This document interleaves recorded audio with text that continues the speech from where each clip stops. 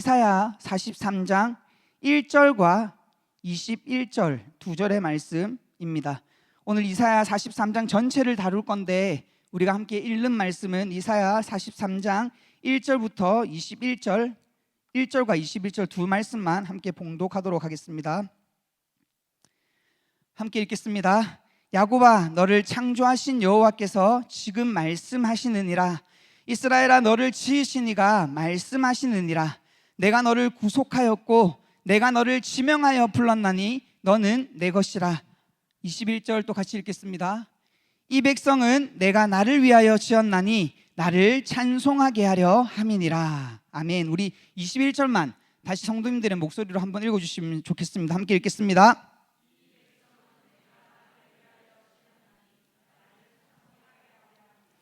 아멘. 오늘 이사야서 말씀 가지고 회개하라 천국이 가까이 왔다라는 제목으로 말씀을 나누고자 합니다. 주님 안에서 사랑하는 성도님들, 모든 지음에는, 모든 창조에는 목적이 있는 줄로 믿습니다. 아멘. 이 마이크가 지음받은 이유는 제 목소리를 증폭시켜서 더 많은 사람에게 전달되기 위해서 지음받았습니다. 그리고 이 컵이 지음받은 이유는, 만들어진 목적은 물이나 음료 등을 받아서 편하게 마실 수 있도록 하기 위해서 지음받았습니다. 오늘 말씀에 의하면 이스라엘을 지으신 분, 이스라엘을 만드신 분, 이스라엘을 창조하신 분이 누구라고 성경은 우리에게 증언하고 있습니까? 질문입니다. 이거를 성경책 찾고 찾으셔야 되나요? 이스라엘을 지으신 분, 이스라엘을 만드신 분, 이스라엘을 창조하신 분은 누구십니까? 하나님이십니다. 하나님께서 이스라엘을 지으시고 창조하신 이유가 무엇이라고 21절 말씀에서 정확하게 우리에게 증거하고 있습니까?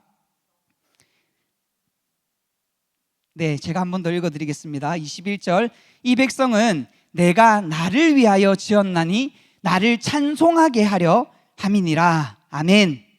우리 사람이 지음받은 이유는, 하나님께서 이스라엘을 창조하신 목적은, 하나님께서 신약 시대의 교회를 탄생시킨 이유는 바로 찬송하기 위함인 줄로 믿습니다. 아멘.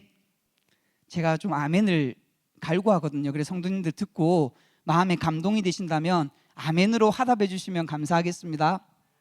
감사합니다. 여기 이 찬송은 히브리어로 테일라라고 적혀 있습니다. 테일라에 여러 가지 뜻이 있는데 그 뜻은 하나님께서 행하신 일을 찬송하다, 노래하다, 칭찬하다, 선포하다, 자랑하다 라고 성경은 분명하게 기록하고 있습니다. 다시 한 번 더 말씀드리겠습니다. 하나님을 찬송한다는 이 테일라의 히브리어 뜻은 하나님께서 행하신 일을 찬송하고, 노래하고, 자랑하고, 칭찬하고, 선포한다, 이런 뜻이 있습니다. 여쭙겠습니다. 하나님께 지음받은 저와 우리 성도님들, 하나님께서 탄생시킨 교회 여러분, 하나님께서 행하신 일을 찬송하고 계십니까? 아멘. 하나님께서 행하신 일들을 자랑하고 계십니까? 아멘. 하나님께서 행하신 일들을 선포하고 계십니까? 아멘. 오늘 우리는 하나님께서 행하신 일을 노래하고 자랑하고 선포해야만 합니다. 그렇다면 하나님께서 행하신 일은 과연 무엇입니까? 하나님께서 행하신 일은 성경에 기록되어 있듯이 바로 구원입니다. 이사야서 43장 1절에서 4절 말씀에 보면 우리를 지으신 하나님께서 우리를 죄로 인해 빠진 죄와 사망에서 우리를 구원하셨다라고 말씀하고 있습니다. 그리고 그 구원이 끝이 아니라 구원 이후의 삶까지 인도하시고 지키시고 책임져 주시겠다라고 증거하고 있습니다. 이 말씀에 의한 대표적인 사건이 바로 출애굽기 사건인데, 이스라엘이 애굽 땅에서 포로되었던 인생을 살고 있었습니다. 이스라엘 백성이 종되었던 애굽 땅에서 이렇게 힘들게 살고 있었습니다. 그 와중에 포로된 중에 고통으로 신음하는 이스라엘의 소리를 하나님께서 들으셨고, 하나님께서 이스라엘과 맺은, 아브라함과 야곱과 맺은 언약을 기억하심으로 이스라엘 가운데 먼저 찾아오셨습니다. 그리고 사람으로는 절대 할 수 없는 일들로, 크고 기이한 일들, 놀라운 일들로 이스라엘을 압제하던 애굽을 심판하였고, 이스라엘을 구원하심으로 말미암아 애굽과 바로 그리고 모든 이스라엘 백성들에게 내가 하나님이다, 내가 구속자다, 내가 왕이다라는 것을 선포하시고 나타내셨습니다. 그리고 하나님께서는 그 구원으로 끝낸 것이 아니라 광야 땅에 들어가서는 불기둥과 구름기둥으로 이스라엘 백성들을 지키시고 보호하시고 인도하셨음을 우리는 말씀을 통해서 알고 있습니다. 그래서 우리는 하나님께서 행하시고 이루신 이 일들, 구원, 하나님께서 사람의 방법으로는 절대 행하고 이룰 수 없는 일들을 하나님께서 직접 그 능력으로 행하시고 이루시고 우리에게 그 구원을 자랑하고 증거하고 예배할 수 있게끔 우리를 불러주셨고 이스라엘을 구원해 주셨습니다.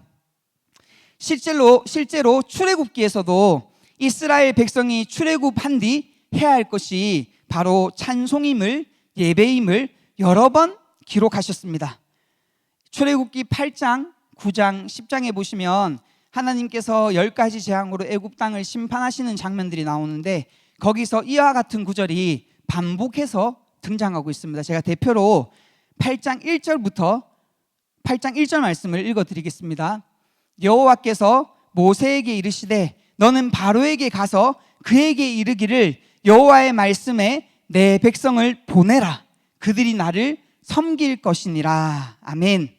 여기서 내 백성을 보내라라는 말은 하나님께서 내 백성을 구원하시겠다, 내 능력으로, 내 큰 팔로, 내 편팔로 이스라엘 백성을 구원하겠다라고 하시는 말씀이고, 그 이후에, 구원 이후에 나오는 말씀은 그들이 나를 섬길 것이니라, 그들이 나를 예배할 것이니라 라고 분명하게 말씀하고 있습니다. 여기 섬기다라는 히브리어 원어를 보시면 아바드, 여기서 바로 우리가 아는 예배가 나오게 되는 것입니다. 그러니 출애굽기 8장 1절은 하나님께서 이렇게 선포하시는 것입니다. 나는 내 백성을 내 능력과 내 힘으로 구원해낼 것이다. 그리고 구원받은 이스라엘 백성들이 나를 예배할 것이다 라고 분명하게 말씀하시고 우리에게도 지금도 말씀하고 계십니다. 사랑하는 성도님들, 예수 그리스도로 말미암아 구원받은 우리 성도님들 예배하고 계십니까? 아멘. 우리의 예배는 우리에게 행하신 일, 하나님께서 사람의 힘으로는 절대 행할 수 없고 이룰 수 없는 일을 우리에게 은혜로 주셔서 그 은혜로 구원받은 자들이 예배하는 것, 하나님을 노래하고 하나님을 자랑하고 하나님을 높이는 것이 바로 예배입니다. 아멘. 오늘 이사야서 말씀은 이 예배를 또 다르게 표현하고 있는데 그 중 하나가 증거입니다. 지난주 태박 캠프 때 김민규 목사님께서 이렇게 말씀하셨습니다. 하나님께서 우리에게 베풀어 주신 은혜를 가지고 하늘을 향해서 올려드리면 뭐라고 하셨죠? 예배. 그것을 옆에 있는 이웃들과 옆에 세상들에게 흘려보내면 전도라고 말씀하셨습니다. 이사야 43장 11절부터 12절 말씀 우리 한번 읽어보겠습니다. 이사야 43장 11절부터 12절 말씀 함께 읽겠습니다. 시작.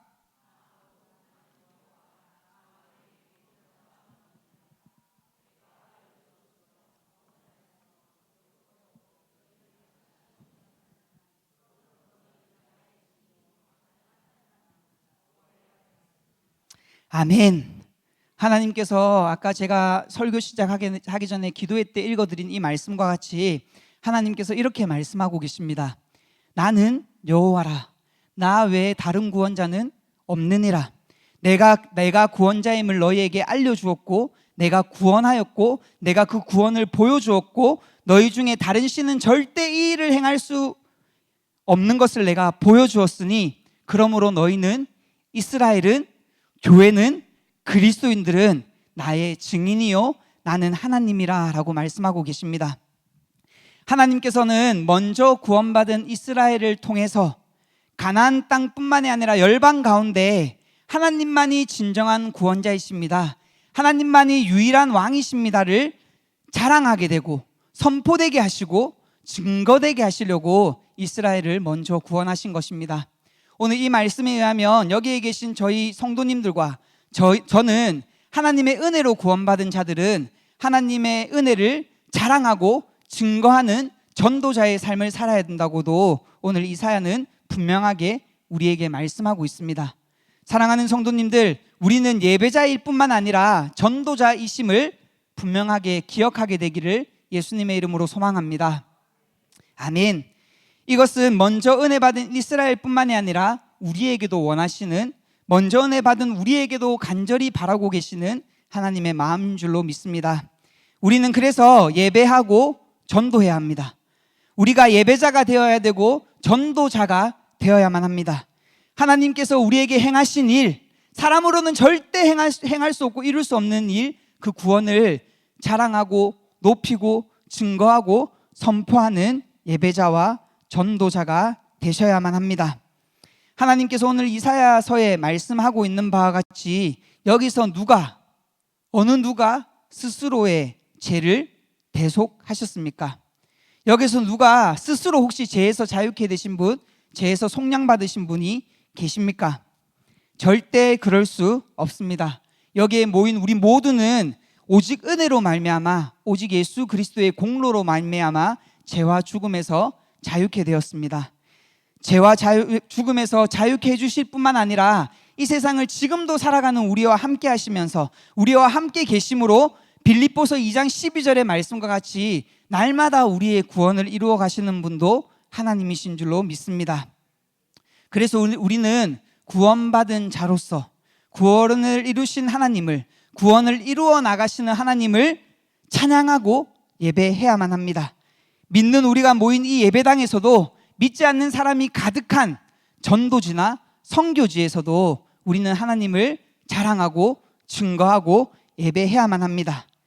이것이 예배이고, 이것이 찬양이고, 이것이 선교고, 이것이 전도입니다.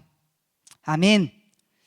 오늘 이사야서 말씀을 이렇게 살펴보면 하나님께서 이사야 43장 1절부터 21절까지 하시는 말씀이 제가 방금 설명드린, 쭉 말씀드린 이 내용이 계속해서 반복해서 등장하고 있습니다. 하나님께서 구원하셨다. 하나님께서 우리를 증인으로 부르셨다. 너희들이 바벨론으로부터 구원받은 것도 내가 행한 일이고 너희가 그 구원의 은혜를 찬송해야 된다. 내가 이스라엘을 백성을 지은 것, 내가 너희를 택한 것도 너희들이 찬송하고 증거하고 선포하는 예배자, 전도자가 되기 위함이다라고 분명하게 말씀하셨습니다. 그런데 성도님들, 이스라엘은 어떻게 했습니까? 오늘 이 말씀을 들은, 이 구원의 복된 소식을 직접 보고 경험했던 이스라엘 백성은 하나님을 예배하는 예배자로 살았습니까? 하나님의 놀라운 은혜를 자랑하고 증거하고 가나안 땅뿐만이 아니라 열방의 모든 민족에게 전하는 그 부르심의 정체성을 온전히 살아냈습니까? 성경은 그렇지 않다라고 말씀하고 있습니다. 분명 그것을 위해서 먼저 부르심 받았음에도 불구하고, 분명 그 일을 위해서 이스라엘이 먼저 세움 받았음에도 불구하고 그들은 그러지 못했다라고 하나님은 분명하게 지적하고 계십니다. 우리가 지금 새벽기도 때 묵상하는 이사야서 말씀을 보면 이스라엘은 그렇게 부름받고 세움받았는데도 그러지 못하고 세상에서의 성공을 위해서, 세상에서의 부귀를 위해서, 세상에서의 평안을 위해서 자녀들을 이방신에게 제물로 바쳤다고 합니다. 이사야 57장에 보시면, 57장 전반절에 보시면 하나님께서 분명하게 이스라엘 백성들에게 무엇이라 말하냐면, 너희들이 골짜기 가운데서 너희 자녀들을 이방신들에게 드렸다. 그것도 그냥 드린 것이 아니라 불살라 제물로 바쳤다라고 이야기하고 있습니다. 사랑하는 성도님들, 다른 민족이 아니라, 이방 민족들이 아니라 하나님이 선택하신, 하나님이 부르신, 하나님이 이 복음의 증거를 위해서 세우신, 이것을 예배하기 위해서 모으신 이스라엘이 이방신들 앞에서 자녀들을, 이방 민족들의 문화와 풍습을 그대로 본받아 답습해서 자기 자녀들을 이방신에게 불살라 제물로 드렸다라고 합니다. 그뿐만 아니라 이방신전에서 이방신을 섬기는 사제들과 뒤섞여 음행했다라고 기록하고 있습니다. 사랑하는 성도님들, 오늘 이 말씀을 우리가 두렵고 떨림으로 들어야 될 줄로 믿습니다. 지금 우리는 어떤 모습으로 예배하고 계십니까? 진짜 하나님 한 분을 원하십니까? 아멘. 진짜 하나님 한 분만으로 만족하십니까? 진짜 하나님 한 분만 예배하십니까? 우리 오늘 찬양 인도자가 첫 번째 찬양했던 그 찬양 가사가 우리가 진정으로 고백해야 될 가사인 줄로 믿습니다. 내가 사랑했던 모든 것 내려놓고, 내가 주인 삼은 모든 것 다 내려놓고, 내가 주님 아닌 예배했던 것들 다 내려놓고 우리는 지금 하나님 한 분만을 사랑하고 주인 삼은 예배하는 예배자들이 되어야 될 줄로 믿습니다. 세상 부귀와 성공, 만족을 위해, 자녀들의 성공과 안녕을 위해 하나님을 예배하는 것을 잠시 제쳐두고 뒤로 미뤄둔 채 이사야 57장에서 하나님께서 이스라엘 백성을 고발하는 것과 같이 마치 이스라엘 백성이 우상에게 자녀를 바치는 것처럼 우리 성도님들, 우리 자녀들을 세상 가운데, 우리 자녀들이 세상에서 성공할 수 있도록, 우리 자녀들이 세상에서 인정받을 수 있도록 우리 자녀들을 세상에 바치며 살지는 않으셨습니까? 오늘 이사야 43장 22절 말씀에서 하나님께서는 이스라엘 백성을 향해서 이렇게 지적하십니다. 우리 같이 말씀을 읽겠습니다. 이사야 43장 22절 말씀입니다. 함께 읽겠습니다. 그러나 야곱아, 너는 나를 부르지도 아니하였고, 다시 한 번 더 읽었으면 좋겠습니다. 다시 한 번 더 읽겠습니다. 그러나 야곱아, 너는 나를 부르지도 아니하였고, 이스라엘아, 너는 나를 괴롭게 여겼으며. 하나님께서 본인이 만드신, 본인이 지으신, 본인이 창조하신 이스라엘 백성들, 이 백성은 내가 나를 위하여 나를 찬송하게 하려 함이라 라고 말씀하신 그 이스라엘 백성들을 향해서 뭐라고 말씀하시냐면, 이스라엘아, 야곱아, 너는 나를 향해 부르짖지도 않고 예배하지도 않고 오히려 너희들은 나를 괴롭게 여겼다라고 말씀하고 있습니다. 여기서 괴롭게 여기다라는 것은 조금 더 쉽게 표현해 드리자면 귀찮게 여겼다라는 말씀입니다. 이후 22절 23절 말씀도 제가 읽어드리겠습니다. 이스라엘아, 야곱아, 내 번제의 양을 너희들은 내게로 가져오지도 아니하였고 그 제물로 나를 공경하지도 아니하였느니라. 나는 제물로 말미암아 너를 수고롭게도 하지 아니하였는데 유황으로 말미암아 너를 괴롭게도 하지 아니하였는데 너는 나를 위하여 돈으로 향품을 사지도 않고 희생의 기름으로 나를 흡족하게 하지도 않고 내 짐으로 나를 수고롭게 하며 네 제약으로 나를 괴롭게 하였느니라. 사랑하는 성도님들, 혹 우리의 마음을, 우리의 중심을 보시는 하나님께서 여러분들의 마음을 이렇게 보신다면 얼마나 슬픈 일이겠습니까? 예배하는 것을 귀찮게 여기고, 모여서 예배하는 것을 귀찮게 여기고, 꼭 또 모여야 돼? 또 예배해야 돼? 주일 한 번이면 됐지 내가 또 가서 예배해야 돼? 주일 한 번으로 그냥 퉁치자. 수요 예배, 금요 성령 집회는 주일 한 번 예배 드리니까 괜찮지 않을까? 금요 성령 집회는 또 주일 예배랑 다르게 이 참말기, 찬양과 말씀과 기도로 예배 시간이 길지 않습니까? 혹시 찬양 부르면서 저 찬양 인도자 또 저 고백해, 또 저 가서 또 해, 지금 저걸 몇 번 반복하는 거야 라고 혹시 귀찮게 여기지는 않으셨습니까? 사랑하는 성도님들, 우리 분명히 기억하셔야 합니다. 하나님께서 우리를 예배자로 삼기 위해서 어떤 대가를 치르셨는지 우리는 마음에 되새겨야만 합니다. 하나님께서 우리를 예배자로 부르시기 위해서 아들 예수 그리스도를 십자가에 못 박아 죽게 하셨습니다. 만약에 예수님께서 십자가에서 6시간 동안 매달려야 된다는 소식을 들으시고 6시간? 그냥 3시간만 하고 그냥 마칩시다. 채찍에 맞았는데, 내가 하나님의 아들이고 내가 세상의 왕이고 만왕의 왕인데 그냥 채찍 맞은 걸로 그냥 쌤쌤 합시다, 퉁칩시다. 만약에 예수님께서 이렇게 하셨다면 여기에 있는 우리 모두는 구원받지 못했습니다.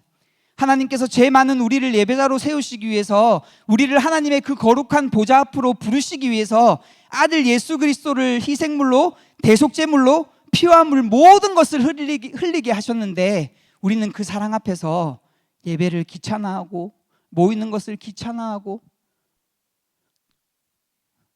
기도회를 귀찮아하고, 우리 중고등부가 주일 되면 이 평일날 자주 못 모이는 이것 때문에 주일 되면 엄청 모입니다.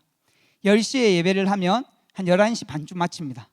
그럼 1시간 동안 분방공부도 하고 반 모임 하면서 이렇게 식탁에 교제도 나누고 말씀의 교제도 나누고 나면 12시 반 되면 4층에서 무릎 기도회라는 걸 합니다. 무릎 기도회가 뭐냐 하면은 우리 중고등부 친구들이 한 10년 전부터 엄청 오래 전부터 이 정통이 이 기도회가 계속 이어졌다고 합니다.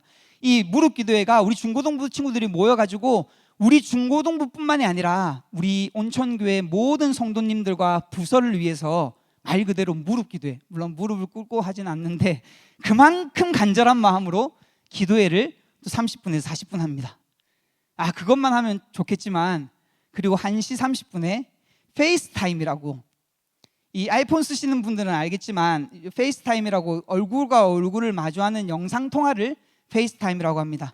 그래서 1시 반부터 1시간에서 한 1시간 30분 동안 또 페이스타임으로 막 하나님과의 얼굴을 마주한다, 하나님과 얼굴을 대면한다, 이런 의미로 또 1시간에서 1시간 30분 예배를 드리고 있습니다.